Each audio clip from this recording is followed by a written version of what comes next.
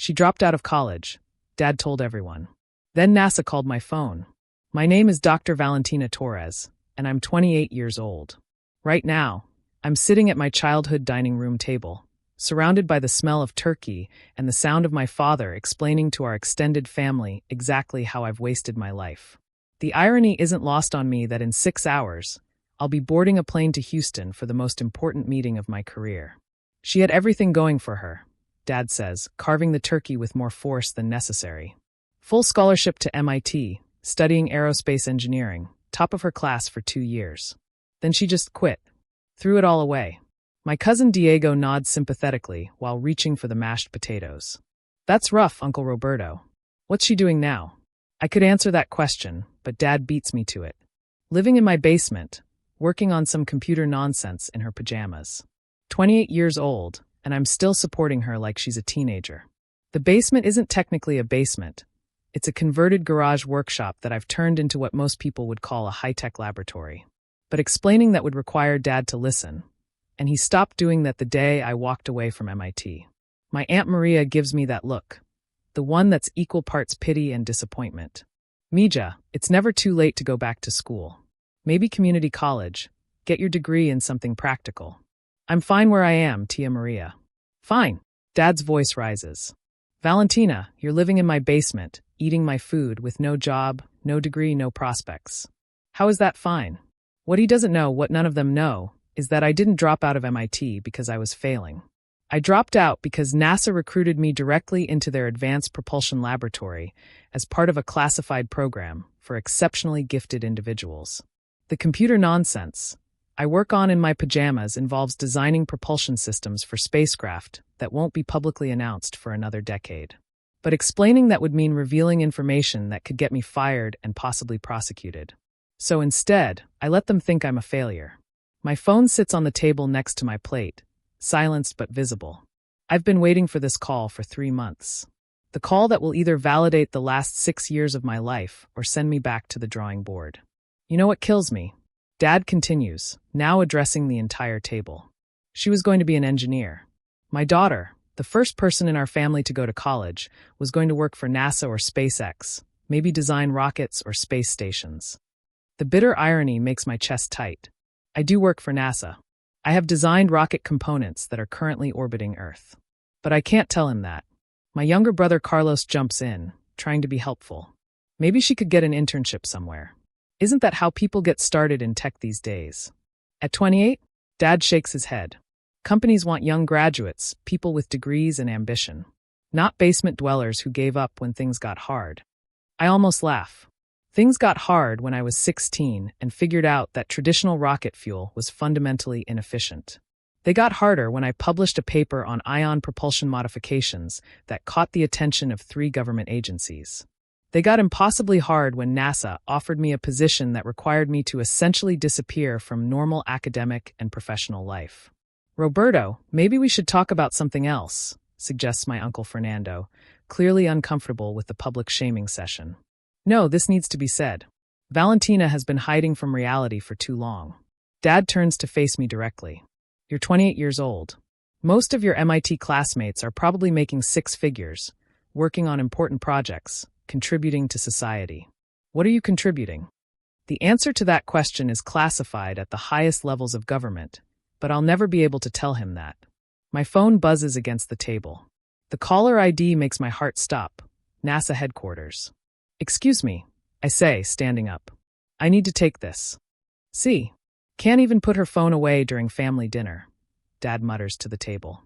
I step into the kitchen, my hands shaking as I answer. This is Valentina. Dr. Torres, this is Director Sarah Hamilton calling from NASA headquarters. Dr. Torres, even though I never finished my undergraduate degree, NASA awarded me an honorary doctorate 2 years ago for my contributions to space exploration technology. It's not something I can put on a resume or mention at family dinner. Yes, Director Hamilton. I've been waiting for your call. Dr. Torres, I'm calling with news that I think will change your life. The selection committee has reviewed all candidates for the Artemis 7 mission, and we've made our decision. My heart pounds so hard I'm sure the entire family can hear it through the kitchen wall. You've been selected as mission commander for the first crewed mission to establish a permanent lunar base.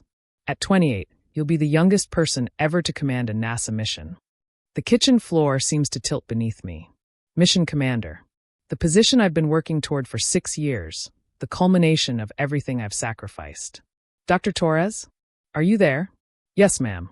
I'm honored beyond words. The selection wasn't even close, Dr. Torres. Your work on the new propulsion systems, your innovative approach to life support modifications, your leadership during the simulated Mars missions. You're exactly what this program needs. We'll need you in Houston tomorrow for the press conference. Press conference? The president will be announcing the mission publicly. This is going to be front-page news, Dr. Torres. The world is going to know your name. I hear Dad's voice from the dining room, still holding court. Probably playing video games or watching Netflix all day while I'm at work. Director Hamilton, there's something you should know. My family doesn't know about my work with NASA. They think I'm unemployed. There's a pause. Dr. Torres, I understand the secrecy was necessary during development, but that ends tomorrow. You're about to become one of the most famous astronauts in the world. Your family's going to find out along with everyone else.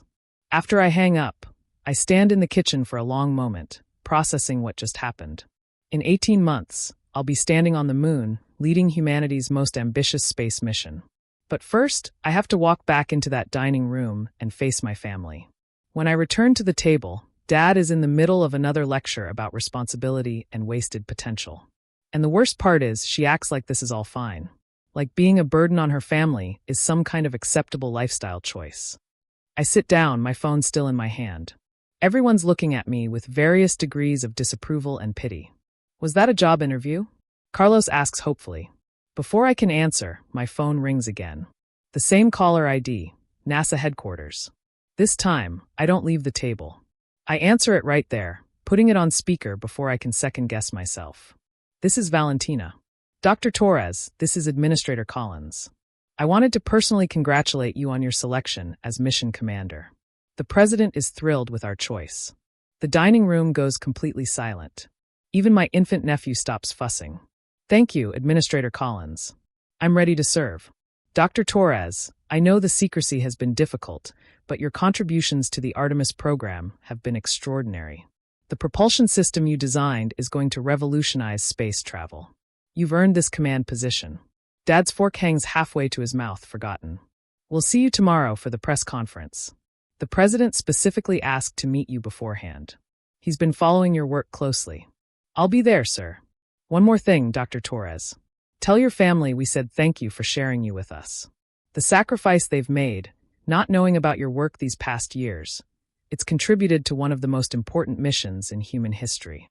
After I hang up, the silence stretches on. My cousin Diego's mouth is hanging open. Aunt Maria has dropped her napkin. Dad stares at me like I'm a stranger. Finally, my 8-year-old niece Sophia breaks the silence. Tia Valentina, are you going to space? Yes, Mija. I'm going to the moon. The table erupts.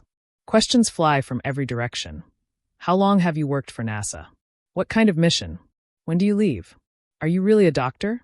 But Dad just sits there, his face cycling through confusion, shock, and something that might be the beginning of understanding. Valentina, he says quietly. All this time, when I thought you've been working for NASA? For 6 years, Poppy. Since I was 22. But you dropped out of college. You don't have a degree. NASA recruited me directly. They needed someone with specific skills for classified research. I couldn't tell anyone, not even family. National security. Carlos leans forward. Wait, so all those times you were doing nothing in the basement? I was designing spacecraft components, running simulations, preparing for missions. The basement isn't a basement, Carlos. It's a laboratory.